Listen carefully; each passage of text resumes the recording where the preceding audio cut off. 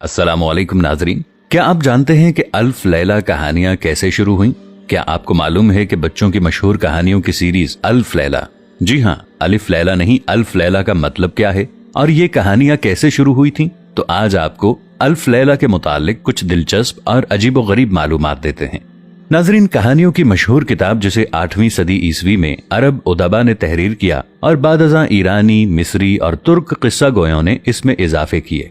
इसका पूरा नाम अल्फ लैला व लैला है। इसका उर्दू में तर्जुमा है 1001 रात। इसलिए जब इस शोहराए आफाक किताब का तर्जुमा अंग्रेजी में हुआ तो इसका नाम रखा गया 1001 नाइट्स।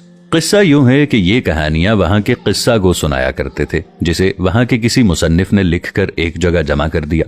इस बारे में अब तक यकीन से कुछ नहीं कहा जा सकता। ये कहा जाता है कि इसके बाद ये ईरानी, मिस्री और तुर्क जबानों में पहुंची और इन जबानों के किस्सा गो इसमें इजाफा करते रहे। बाद में जब ये कहानियां 1001 रातों पर फैल गईं, तो इसका नाम अल्फ लैला व लैला यानी 1001 रातें हो गया। अल्फ लैला की कहानियों का किस्सा कुछ यूं है कि समरकंद का एक बादशाह शहरयार अपनी मलिका की बेवफाई से दिल बर्दाश्ता होकर औरतों से ही बदजन हो गया। उसने ये दस्तूर बना लिया कि रोजाना एक नई शादी करता और सुबह होते ही दुल्हन को कत्ल करा देता।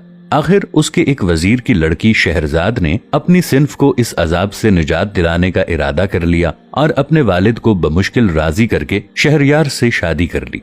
बादशाह शहरयार किस्सों कहानियों का बहुत शौकीन था। शहरजाद ने पहली रात से ही बादशाह को एक कहानी सुनाना शुरू कर दी। रात खत्म हो गई, मगर कहानी एक ऐसे मोड़ पर थी कि बादशाह शहरजाद को हलाक करने से बाज रहा।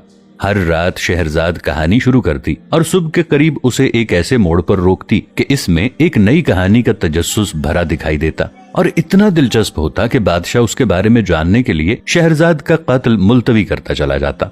ये सिलसिला इतना बढ़ा कि 1001 रातों पर फैल गया। इस दौरान बादशाह और शहरजाद के ताल्लुकात में तब्दीली आ गई और बादशाह की बदजनी जाती रही। अल्फ लैला की अक्सर कहानियां बाबुल, फोनीशिया, मिस्र और यूनान की कदीम लोक दास्तानों को अपना कर लिखी गई हैं और इन्हें हजरत सुलेमान अलैहिस्सलाम, ईरानी सलातीन और मुसलमान खुलाफा तक भी मंसूब किया गया है। इनका माहौल 8वीं सदी ईस्वी का है। ऐसी कहानियां जिनमें इन चीजों का जिक्र मिलता है जो 8वीं सदी में दरियाफ्त और ईजाद नहीं हुई थी, बहुत बाद के इजाफे हैं। मोहम्मद बिन इसहाक ने अल फहरिस्त में कहानियों की एक किताब 1000 अफसाना का जिक्र किया है जो बगदाद में लिखी गई थी और उसकी एक कहानी भी दर्ज की है जो अल्फ लैला की पहली कहानी है। इससे साबित होता है कि पहले किताब का नाम 1000 अफसाना था। इसके अलावा इसमें 1001 दास्तानें नहीं थी। बाद में मुख्तलिफ मकामात पर इसमें इजाफे हुए और कहानियों की तादाद 1001 करके इसका नाम अल्फ लैला व लैला रखा गया। अल्फ लैला की कुछ मशहूर कहानियां हैं अलादीन, अली बाबा, मछेरा और जिन, सिंदबाद जहाजी, 3 सेब, समंदरी बूढ़ा, शहरजाद और हातिम ताई वगैरह।